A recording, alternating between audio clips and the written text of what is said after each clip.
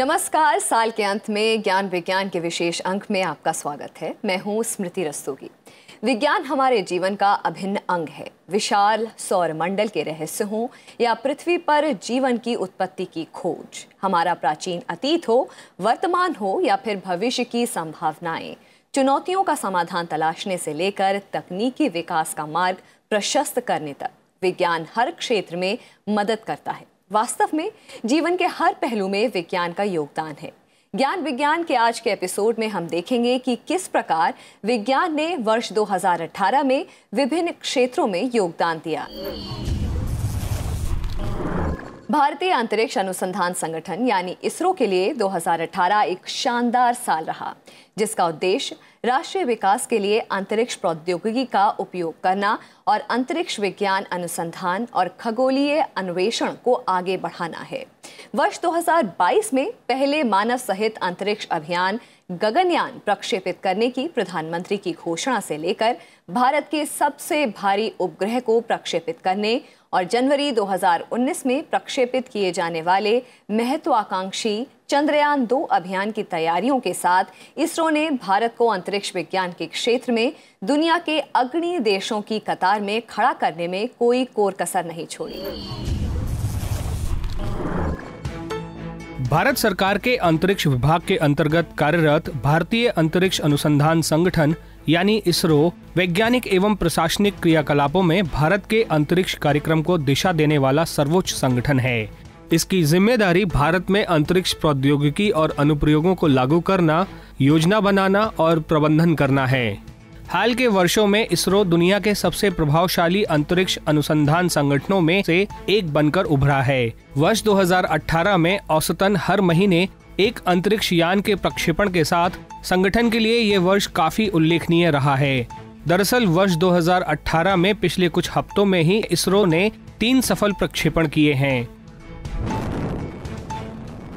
जनवरी 2018 में श्रीहरिकोटा के सार स्थित सतीश धवन अंतरिक्ष केंद्र से भारत के पोलर सैटेलाइट लॉन्च व्हीकल ने अपनी 42वीं उड़ान में पृथ्वी के अवलोकन के लिए कार्टोसैट 2 श्रृंखला के उपग्रह का सफल प्रक्षेपण किया, जिसके साथ 30 अन्य विदेशी उपग्रह भी शामिल थे।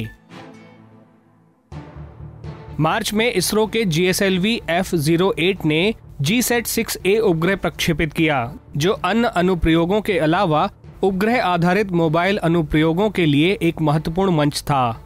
अप्रैल महीने में इसरो ने IRNSS श्रृंखला के 8वें उपग्रह IRNSS-1I का प्रक्षेपण किया, जो भारत द्वारा विकसित स्वतंत्र क्षेत्रीय नेविगेशन उपग्रह प्रणाली है, ताकि भारत तथा देश की सीमा से बाहर 1500 किलोमीटर की दूरी तक उपयोगकर्ताओं को नेविगेशन से जुड़ी सटीक जानकारी प्राप्त हो सके।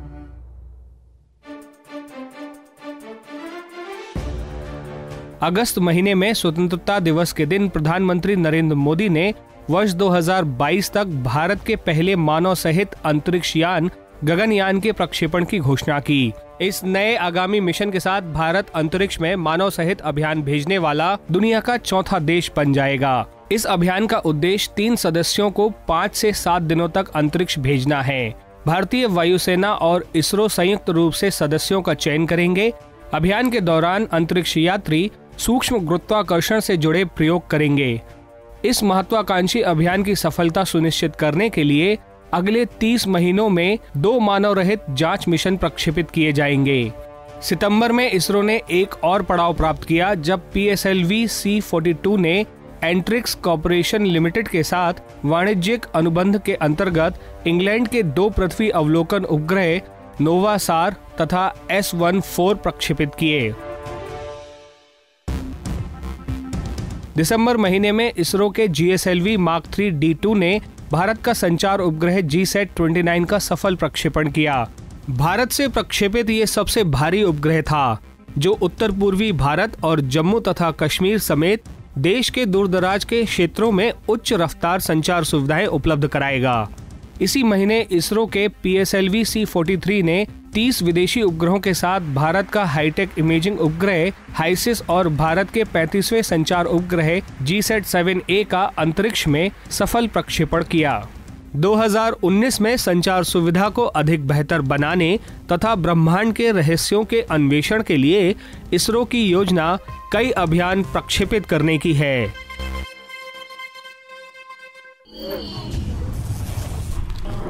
इस वर्ष विज्ञान एवं प्रौद्योगिकी के क्षेत्र में भारत की प्रगति उल्लेखनीय है। वर्ष 2018 में कई आविष्कार और विकास के क्षेत्र में कई महत्वपूर्ण मुकाम हासिल हुए, जिनमें कुछ एक हैं दुनिया का पहला 205 megahertz stratosphere troposphere wind profiler radar, विश्व के महीनतम पदार्थ का विकास, आंशिक जैव ईंधन का इस्तेमाल कर भारत में विमान की पहली सफल उड़ान आदि। इसके अलावा साल 2018 में स्वास्थ्य एवं चिकित्सा के क्षेत्र में खाद्य में मिलावट की जांच के लिए डार्ट का प्रकाशन और नई दिल्ली स्थित अखिल भारतीय आयुर्विज्ञान संस्थान द्वारा कोलोन कैंसर के उपचार के लिए नई तकनीकी विकसित करना उल्लेखनीय है। पेश है भारतीय वैज्ञानिकों और संस्थानों की ऐसी ही कुछ महत्वपूर्ण उपलब्धियों पर ज्ञान विज्ञान की विशेष रिपोर्ट।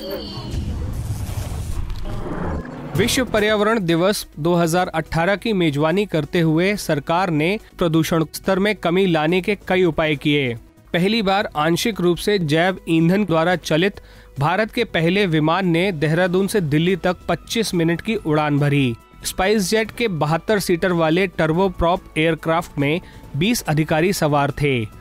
जांच उड़ान के लिए जैव ईंधन वैज्ञानिक एवं औद्योगिक अनुसंधान परिषद के अंतर्गत कार्यरत देहरादून स्थित भारतीय पेट्रोलियम संस्थान ने विकसित किया था और उड़ान की सुरक्षा सुनिश्चित करने के लिए इसकी कड़ी जांच की गई थी। जैव ईंधन में हवाई यात्रा साफ सुथरी बनाने, कार्बन उत्सर्जन कम कर प्रदूषण नियंत्रण को अधिक प्रभावशाली बनाने और विमान संचालन की लागत कम करने की संभावना है। इस वर्ष मौसम पूर्वानुमान को अधिक सटीक बनाने के लिए भारत सरकार के विज्ञान और प्रौद्योगिकी विभाग के अंतर्गत कार्यरत विज्ञान और इंजीनियरिंग अनुसंधान बोर्ड ने केरल के Cochin university of science and technology के साथ मिलकर केरल में विश्व का पहला अत्याधुनिक 205 megahertz stratosphere troposphere ST wind profiler radar स्थापित किया। देश में निर्मित रेडार हिंद महासागर के ऊपर वायु तथा मानसून की बारिश की निगरानी करेगा। एसटी विंड प्रोफाइलर रेडार को इस प्रकार डिजाइन किया गया है कि वो अगले 20 से 25 सालों तक 24 घंटे कार्य कर सके। इसका इस्तेमाल जलवायु परिवर्तन से जुड़े महत्वपूर्ण अध्ययनों के लिए भी किया जा सकता है।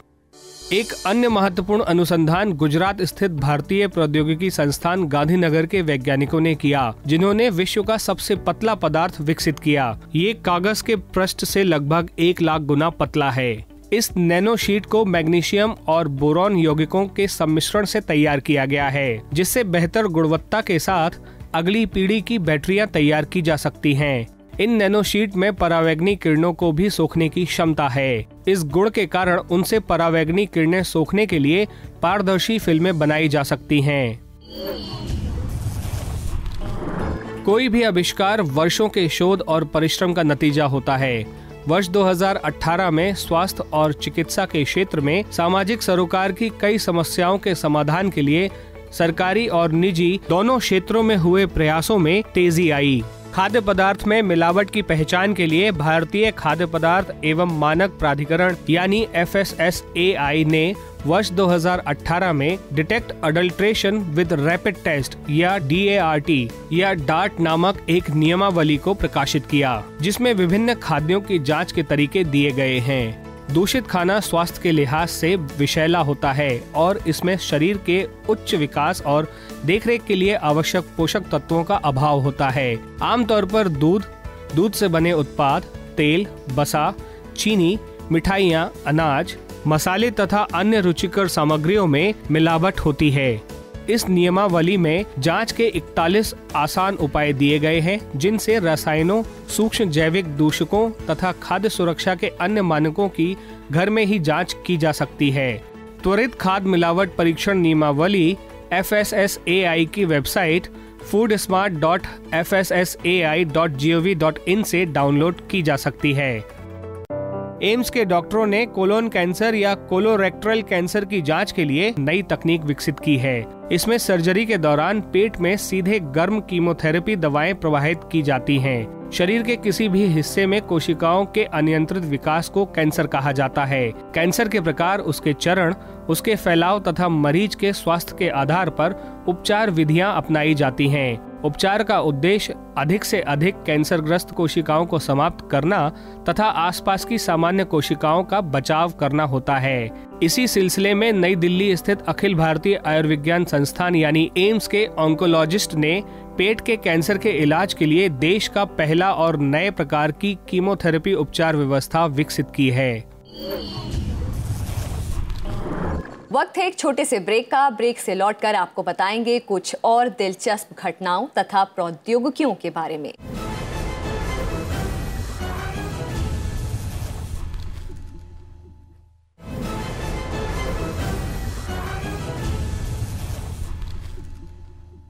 भारत की संपूर्ण सामाजिक आर्थिक संपन्नता में कृषि की महत्वपूर्ण भूमिका रही है, लेकिन किसानों को कई प्रकार की चुनौतियों का सामना भी करना पड़ता है, जैसे अनियमित बारिश के कारण सूखा, मिट्टी की गुणवत्ता में कमी, भूजल स्तर में गिरावट और अब जलवायु परिवर्तन का विनाशकारी असर। लिहाजा किसानों को राहत पहुंचाने और संपन्नता की नई राह दिखाने में विज्ञान एवं प्रौद्योगिकी की भूमिका अहम है। दरअसल देश भर के कृषि संस्थान और कृषि वैज्ञानिक वर्ष 2022 तक किसानों की आमदनी दोगुनी करने के सरकार के लक्ष्य को पूरा करने में खासा योगदान दे रहे हैं।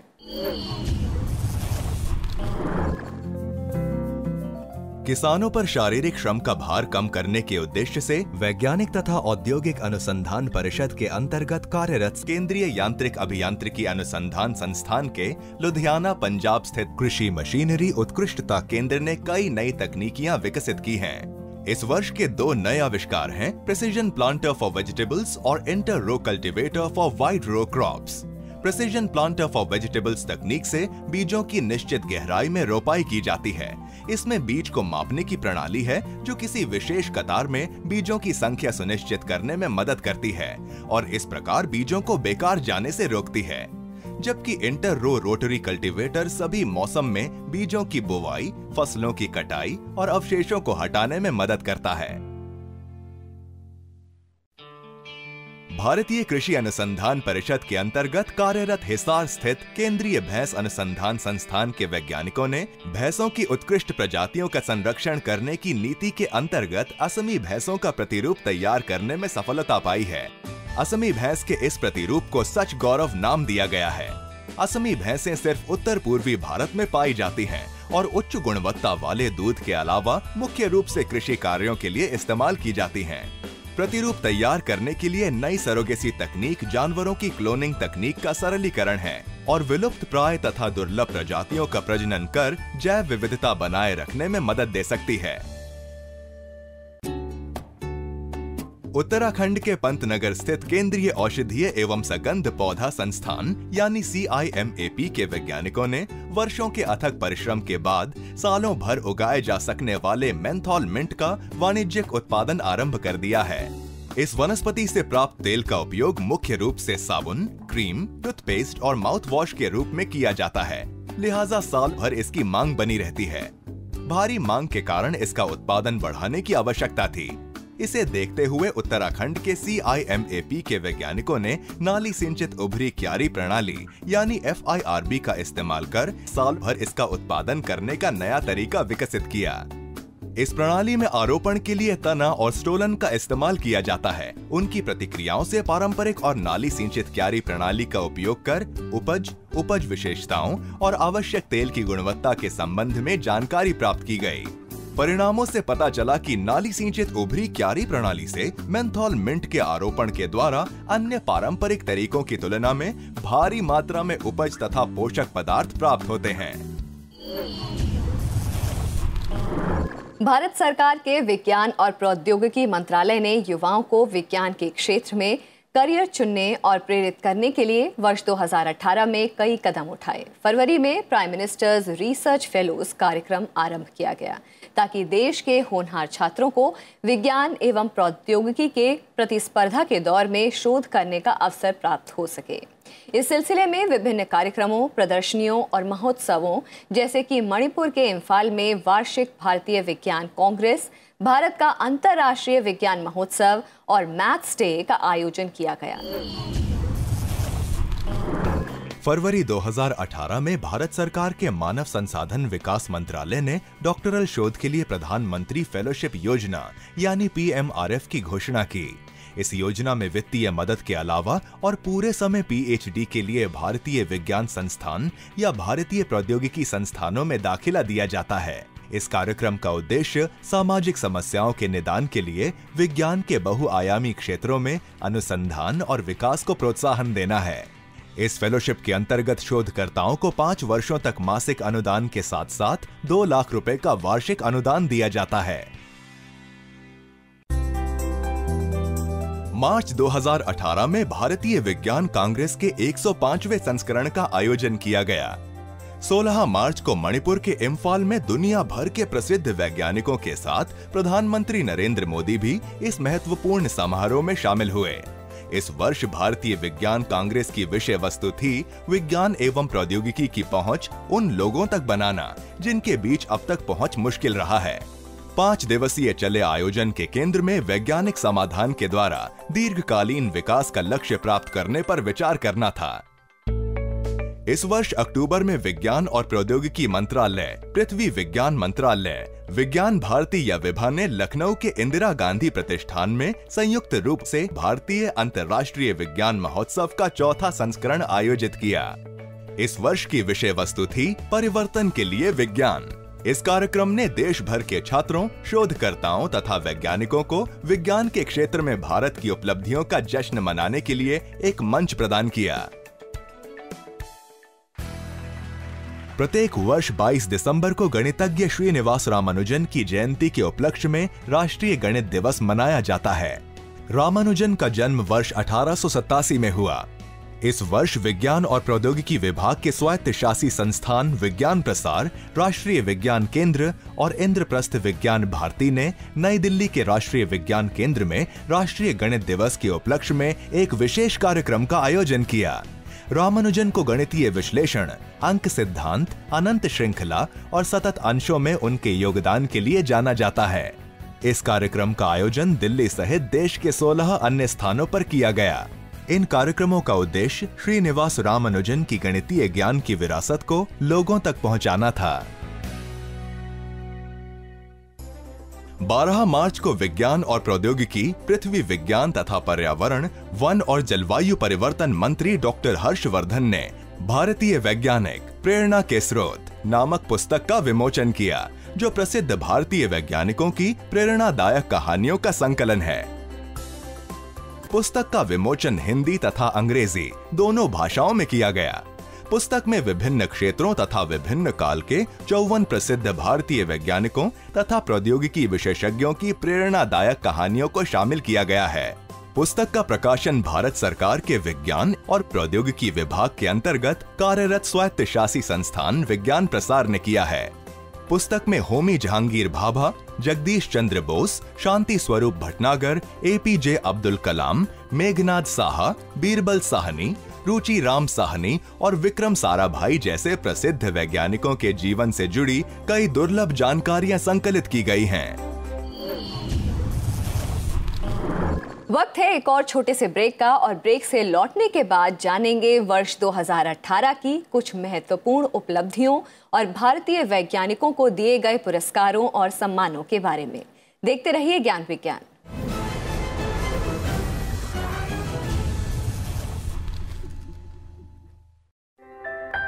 विदेश जाने वाले भारतीय श्रमिकों के लिए जरूरी सलाह। परदेश में नौकरी पाने के लिए केवल विदेश मंत्रालय के साथ पंजीकृत भर्ती एजेंटों के माध्यम से ही जाएं।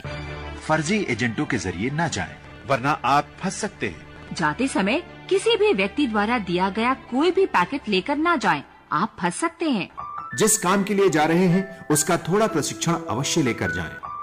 परदेश में नौकरी पाओ तो सुरक्षित जाओ, प्रशिक्षित जाओ। विदेश पहुंचते ही भारतीय दूतावास से संपर्क करें। परदेश में आपका दोस्त भारतीय दूतावास, विदेश मंत्रालय द्वारा जनहित में जारी।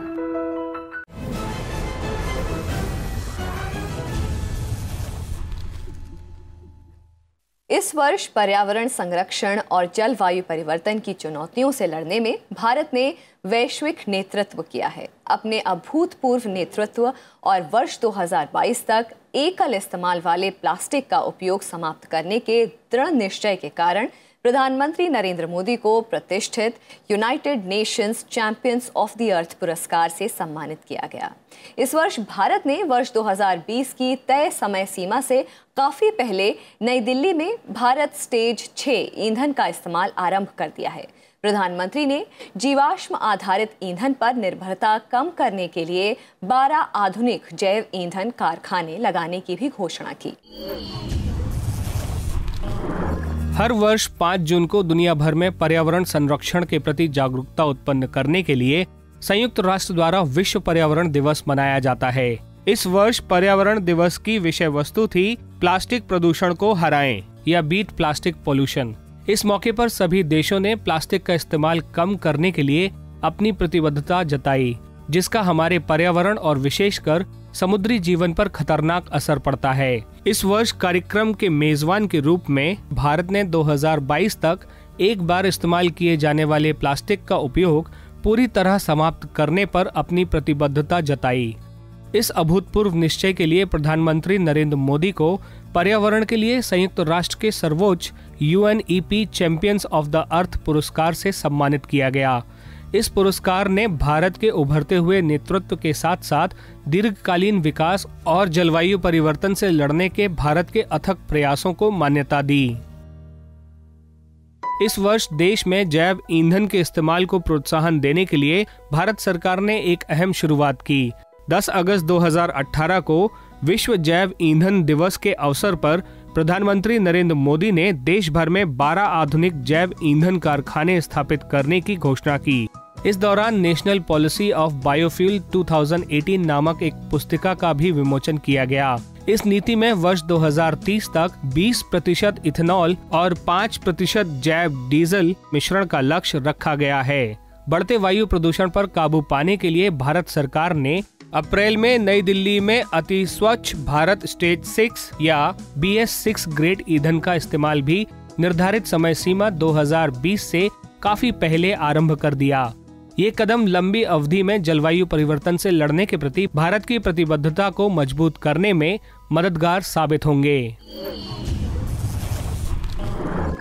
अंतर्राष्ट्रीय स्तर पर वर्ष 2018 कई नए आविष्कारों और खोज का वर्ष रहा है।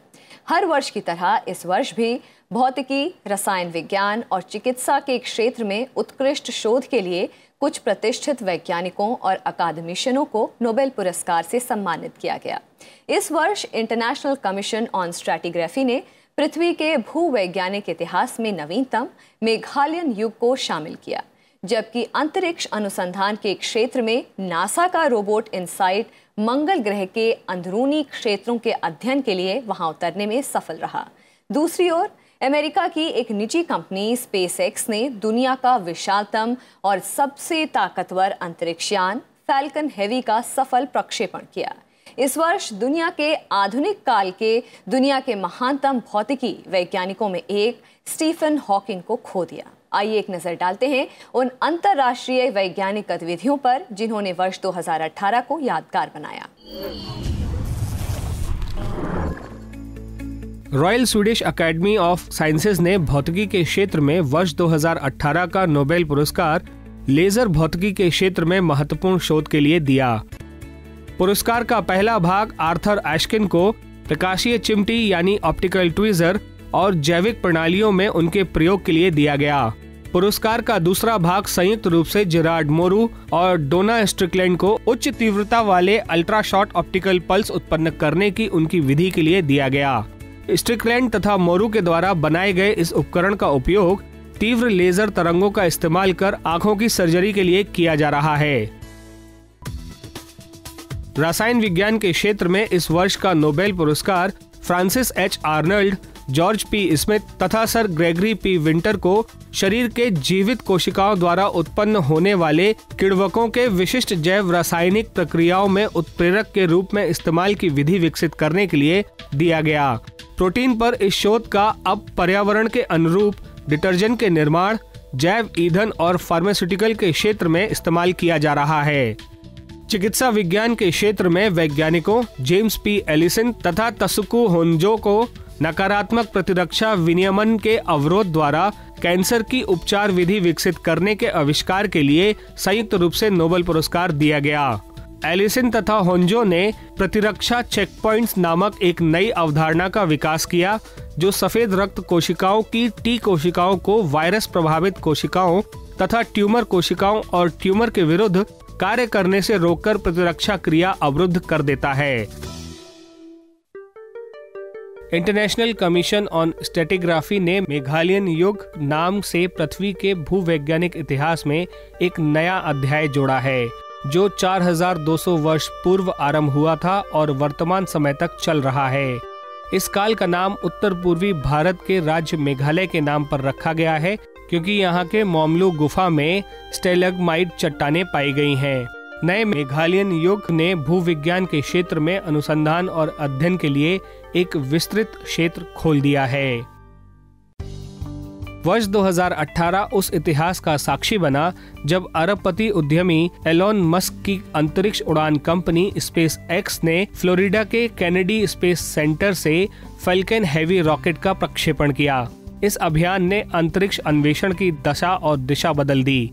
फैल्कन हेवी दुनिया का सबसे ताकतवर प्रायोगिक रॉकेट बन गया, जिसकी धरती की निचली कक्षा में पेलोड ले जाने की क्षमता लगभग 63,800 किलोग्राम तथा मंगल ग्रह की कक्षा में करीब 16,800 किलोग्राम है।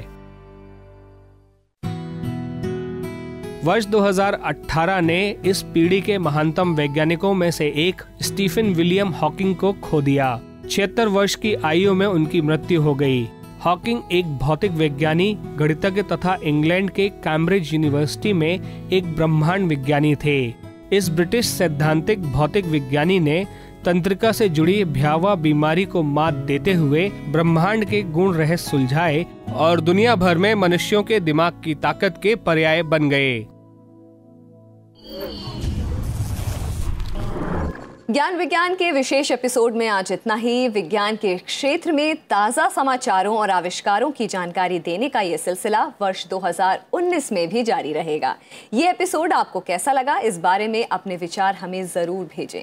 आप अपने सुझाव हमें हमारे ईमेल पते news@vigyanprasar.gov.in पर भेज सकते हैं। आप पत्र द्वारा भी हमें सुझाव भेज सकते हैं। हमारा पता है विज्ञान प्रसार, C24, कुतुब इंस्टीट्यूशनल एरिया, नई दिल्ली 110016। नए साल के पहले हफ्ते में हम फिर मिलेंगे विज्ञान के सर्वश्रेष्ठ खोज, आविष्कार और समाचार लेकर। तब तक के लिए ज्ञान विज्ञान की पूरी टीम की ओर से नए साल की शुभकामनाएं। नमस्कार।